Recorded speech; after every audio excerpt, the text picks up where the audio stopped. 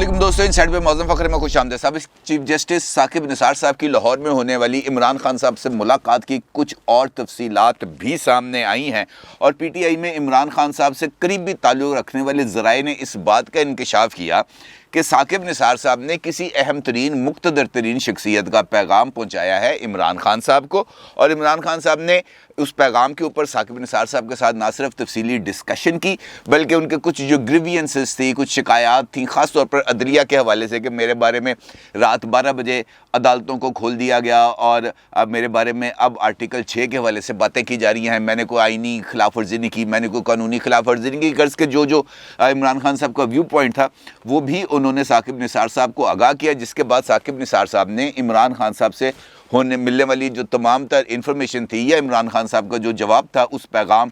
के जवाब में वो जाके उस शख्सियत को पहुंचा दिया जिसने साकिब निसार साहब को पैगाम दिया था। ये वो ख़बर है जो पीटीआई के हलके फैला रहे हैं और इन हलकों से आने वाली ये जो ख़बर है ये इस वक्त मुख्तलिफ जो पीटीआई से वाबस्ता जर्नलिस्ट हैं वो भी इस खबर को आगे लेके जा रहे हैं। लेकिन इस ये जो मुलाकात ड्रामा है और इस मुलाकात के ड्रामे के नतीजे में जो चाय की प्याली में तूफ़ान पैदा करने की कोशिश की जा रही है वो अपने साथ साथ कुछ सवाल भी छोड़े हैं। मिसाल के तौर पर साकिब निसार साहब किस शख्सियत का पैगाम लेके आए और उस शख्सियत को पैगाम देने के लिए साकिब निसार साहब का ही इंतखाब क्यों करना पड़ा? उनके पास और कोई बंदे नहीं है। ख़ुद इमरान खान साहब के दाएं बाएं आगे पीछे जो बंदे खड़े हैं उनमें से काफ़ी बंदे बराह रास्त राब्ते में हैं जो एक फ़ोन कॉल के ऊपर इमरान खान साहब को ना सिर्फ छोड़ सकते हैं बल्कि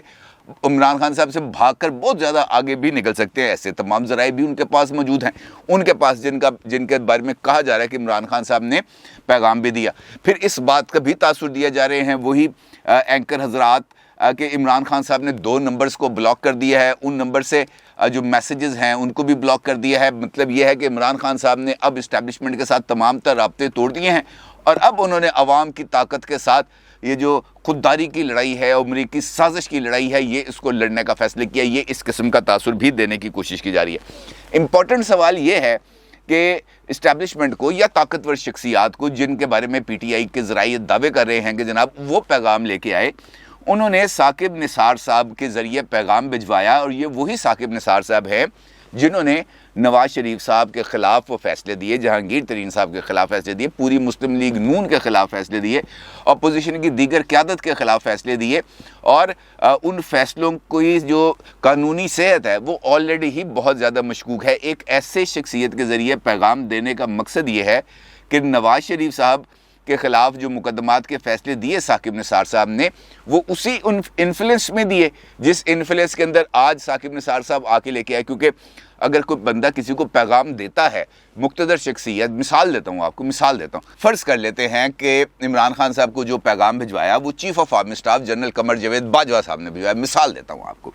अगर वो पैगाम साकिब निसार साहब के ज़रिए इमरान खान साहब तक पहुँचा तो फिर यकीनी तौर पर इस बारे में सवाल उठेगा कि जो फ़ैसले किए साकिब निसार साहब ने, उस वक्त भी तो chief of army staff general Qamar Javed Bajwa साहब भी थे। तो इसका मतलब ये है कि जनरल बाजवा साहब के साकिब निसार साहब के साथ ताल्लुकात हैं और ताल्लुकात बहुत गहरी नौयत के हैं, जहाँ पर उन्होंने साकिब निसार को ज़रिया बनाया कि वो जाके उनका पैगाम इमरान खान साहब को दे। यानी जो फ़ैसले किए बतौर जज वो तमाम के तमाम मशकूक साबित हो गए क्योंकि नेक्सस बन गया उनका उस तरफ जहाँ पर नेक्सस नहीं बनना चाहिए किसी भी ज्यूरिस्ट का। और उसके साथ साथ वो जो ऑडियो उनकी आई वो भी अपने आप ही दुरुस्त साबित हो जाती है अगर ये जो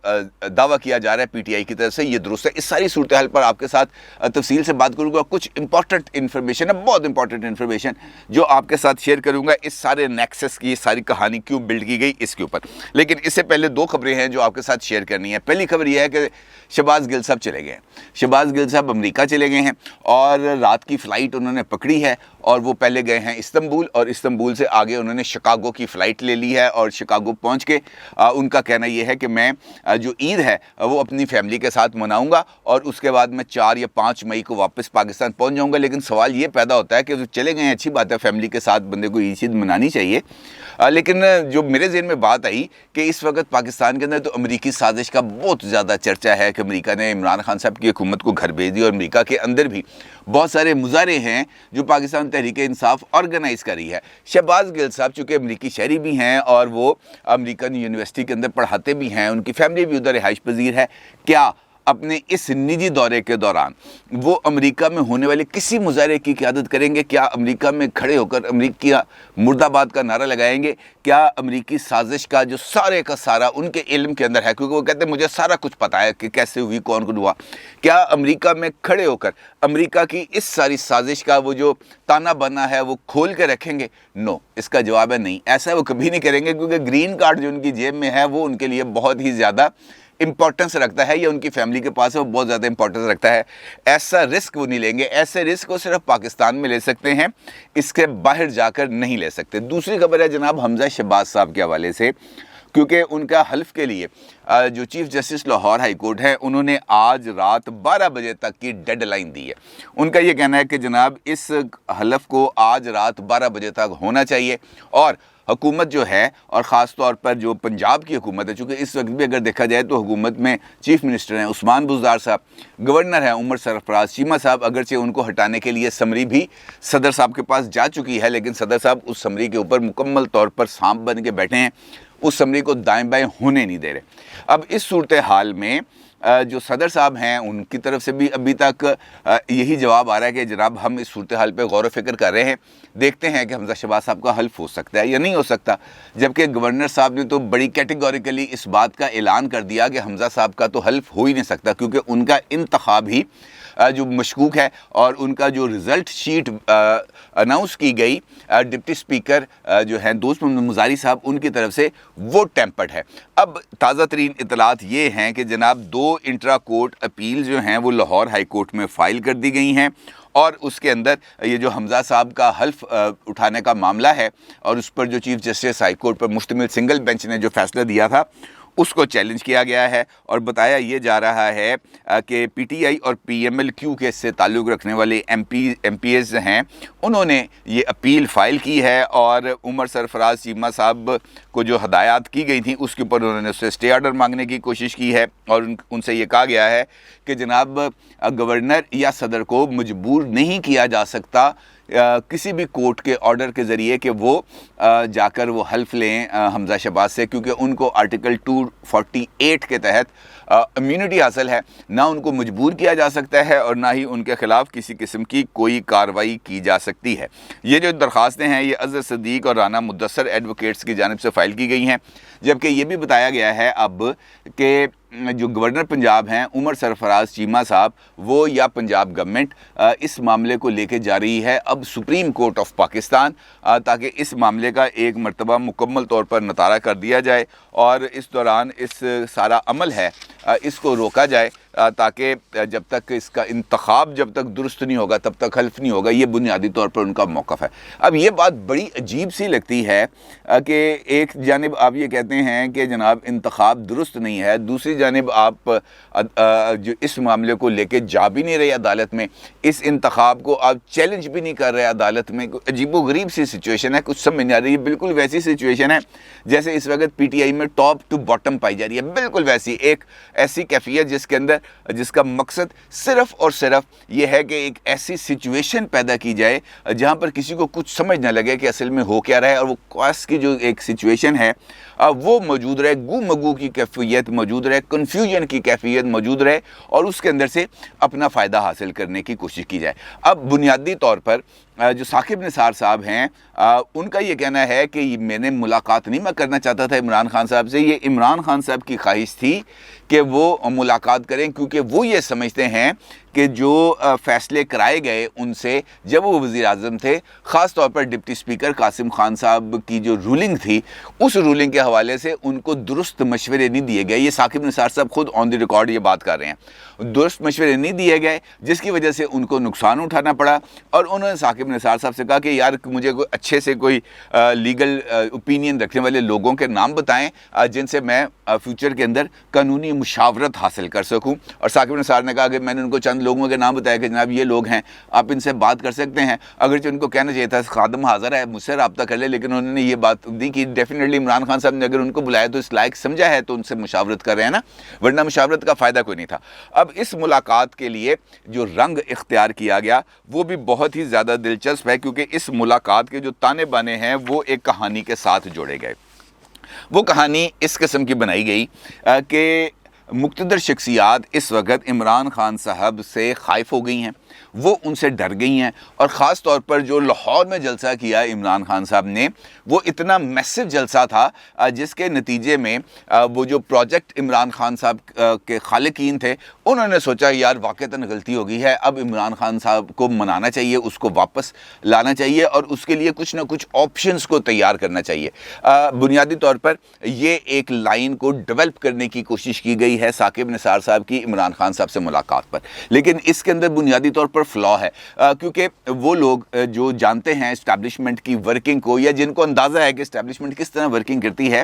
وہ ہر ایک چیز پر بہت اچھے سے منیوٹلی ایک ایک باریکی پر غور کر کے فیصلہ کرتی ہے، اور پھر اس فیصلے کے اوپر کچھ عرصہ تو یقینی طور پر قائم رہنا ہوتا ہے نا۔ عمران خان صاحب کو لے کے آئے تو یہ فیصلہ تقریباً 10 سال تک عمران خان صاحب کی گرومنگ سے لے کر یہ جو 30 اکتوبر کا جلسہ تھا لاہور میں،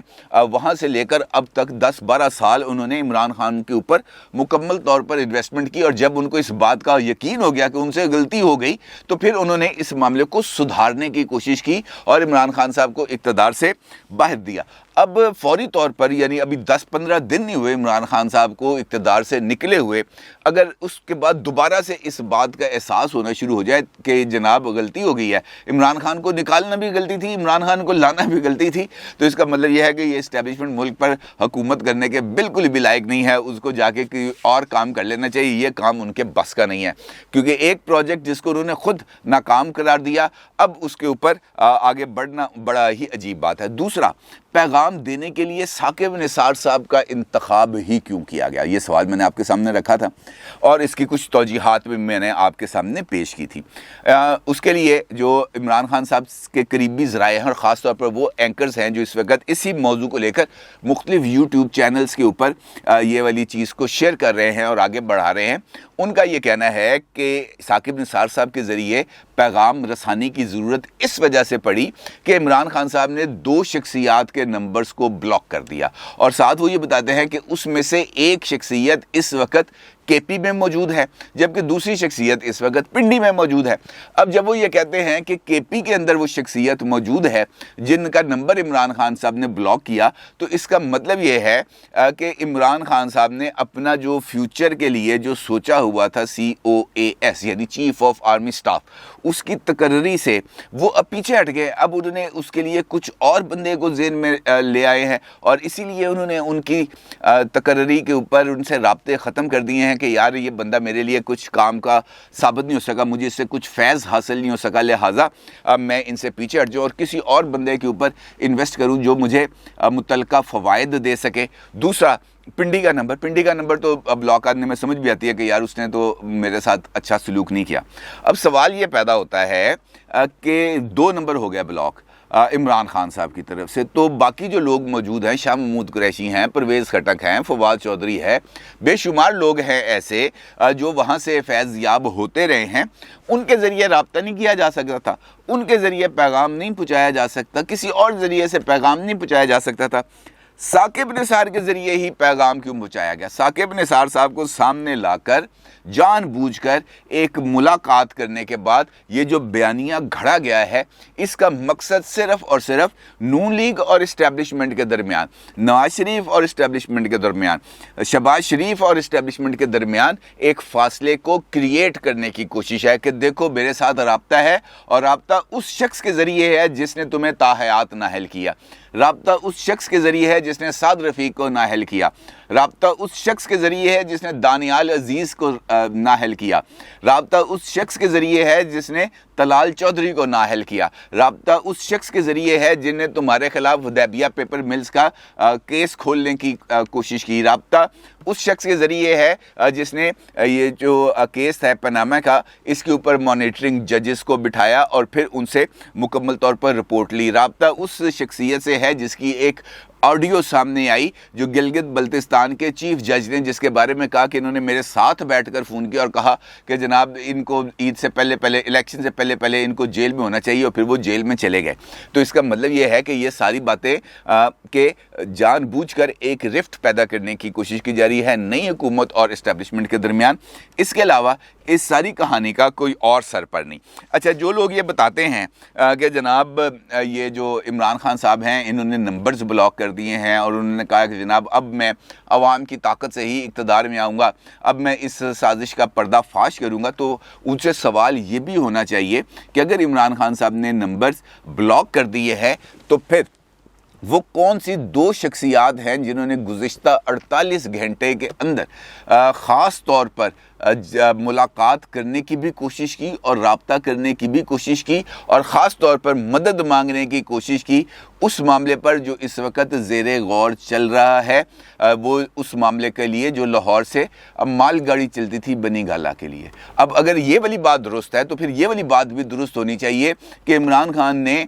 ملک ریاض کے ذریعے آصف علی زرداری صاحب کو پیغام بھجوایا تھا کہ جناب میرے خلاف کسی قسم کے کوئی مقدمات نہیں ہونے چاہیے اور شہباز شریف کو چھوڑ کے جس مرضی کو پرائم منسٹر بنا لے، مجھے کوئی اعتراض نہیں. تو پھر ایک جانب آپ ہی مین شپ کا مینار کھڑا کرنے جا رہے ہیں، دوسری جانب جو اصلیت ہے وہ بھی اب کھل کے سامنے آ رہی ہے. تو اس کا مطلب یہ ہے کہ جان بوجھ کر یہ جو چائے کی پیالی ہے اس کے اندر طوفان اٹھانے کی کوشش کی جا رہی ہے. اس کے علاوہ اس معاملے میں کوئی اور ایشو نہیں ہے. تیسرا جو امپورٹنٹ سبجیکٹ آتا ہے اس کے اندر وہ ہے چیف آف آرمی سٹاف کی تقرری کے حوالے سے جو نومبر میں ہونے جا رہی ہے. اور اس معاملے کو لے کر فواد چودھری صاحب جو سابق حکومت کے وفاقی وزیر اطلاعات و نشریات رہ چکے ہیں، ان کی طرف سے ایک بیان سامنے آیا کہ نئے چیف آف آرمی سٹاف کی تقرری کا اختیار صرف اور صرف حقیقی معنوں میں الیکٹڈ گورنمنٹ کے پاس ہے، کسی اور کے پاس اور خاص طور پر امپورٹڈ گورنمنٹ کے پاس اس بات کا اختیار نہیں ہے کہ وہ نئے چیف آف آرمی سٹاف کو تقرر کرے. لہٰذا بہتر یہ ہے کہ نومبر سے پہلے پہلے ملک کے اندر الیکشنز کرا دیے جائیں تاکہ نئی آنے والی حکومت نئے چیف آف آرمی سٹاف کا تقرر کرے. اب یہ ایک نیا ایک بیانیہ ہے جو سامنے آ رہا ہے اور اس کے لیے جو جواب ہے وہ خواجہ آصف صاحب کی طرف سے دیا گیا جو اس وقت وزیر دفاع ہیں. ان کا یہ کہنا ہے کہ جناب ایک لیجیٹیمیٹ گورنمنٹ ہے جو ایک حکومت کو اقتدار سے نکالنے کے بعد ایوان میں تبدیلی کے ذریعے آئی ہے اور شہباز شریف صاحب 100% ایک الیکٹڈ پرائم منسٹر ہیں اور ان کے پاس تمام تر اختیارات موجود ہیں کہ وہ نئے چیف آف آرمی سٹاف کی تقرری کریں. لیکن یہ وہ وقت نہیں ہے جب ہم نئے چیف آف آرمی سٹاف کی تقرری کے حوالے سے گفتگو کا آغاز کریں. جب نومبر آئے گا تب دیکھیں گے کہ چیف آف آرمی سٹاف کی تقرری کرنی ہے اور کرنی ہے تو کس کی کرنی ہے. اور اس وقت چونکہ آئین ہمیں اس بات کی اجازت دیتا ہے کہ ہم چیف آف آرمی سٹاف کی تقرری کریں اور ہم آئین اور قانون اور میرٹ کے مطابق اس بات کا فیصلہ کریں گے. اب یہاں پر بھی یہ سوال پیدا ہوتا ہے کہ کیوں ایک مرتبہ پھر چیف آف آرمی سٹاف کو ہی تنقید کا نشانہ بنایا جا رہا ہے. یہ جو خبر